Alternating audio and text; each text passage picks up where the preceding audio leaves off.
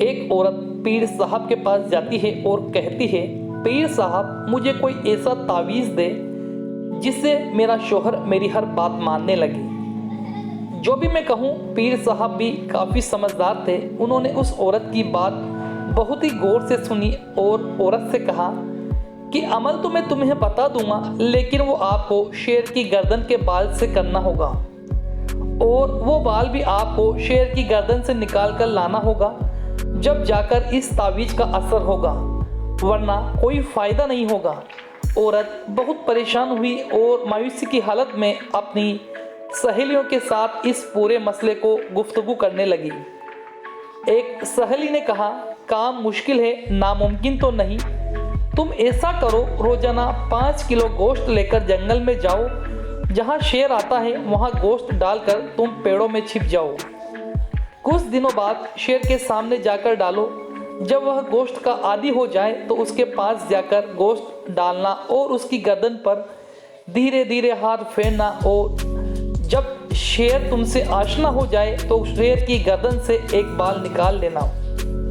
उस औरत को बात बहुत पसंद आई। अगले ही दिन वह जंगल की तरफ गोश्त लेकर चली गई और गोश्त डालकर झाड़ियों में छिप गई।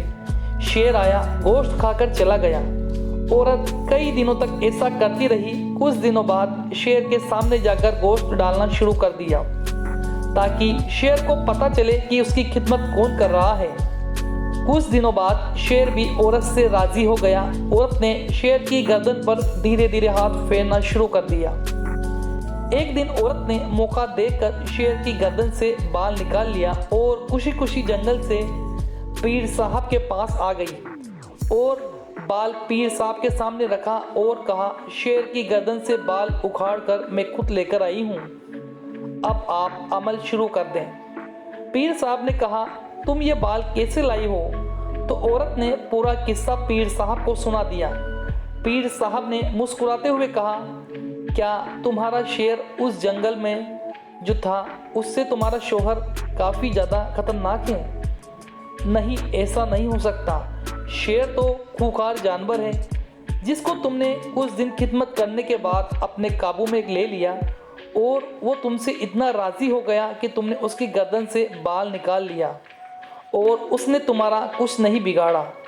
तो तुम्हारे शौहर के साथ भी पेट लगा हुआ है, तुम उसकी खूब खिदमत करो। जब जंगली शेर तुम्हारे काबू में आ सकता है तो तुम्हारा शौहर तो इंसान है, वो भी तुम्हारे काबू में हो सकता है।